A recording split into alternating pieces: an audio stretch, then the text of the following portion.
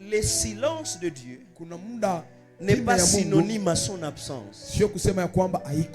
Il peut arriver que Jésus soit là, mais tu es en train de souffrir. Oui, je connais des gens qui craignent le Seigneur, mais pour avoir $10, c'est un problème. Ce n'est pas qu'ils sont pauvres, mais Dieu est en train de travailler sur leur cœur, afin que quand l'argent viendra, que la valeur ne soit pas sur l'argent, mais qu'elle soit sur Dieu. Faites-moi dire à ton voisin, ça fait partie du plan. J'aimerais aller très loin.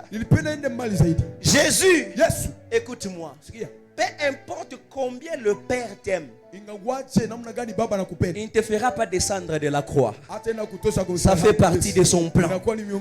Mais lorsque ton plan de la croix va finir, tu seras souverainement.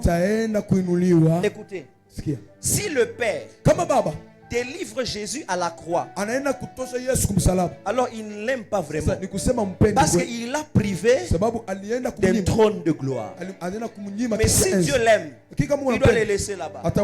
C'est pour son bien, mais aussi c'est pour le bien de l'humanité. Tellement on peut toucher le voisin. Ça fait partie du plan.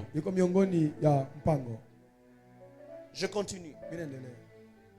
Ce qui est bizarre dans le plan de Dieu, c'est que le plan de Dieu est toujours caché, mais sa volonté est toujours révélée.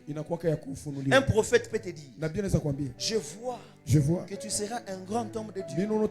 Ça, c'est la volonté de Dieu pour toi. Ce qu'il ne te dit pas, c'est que la grandeur a un prix.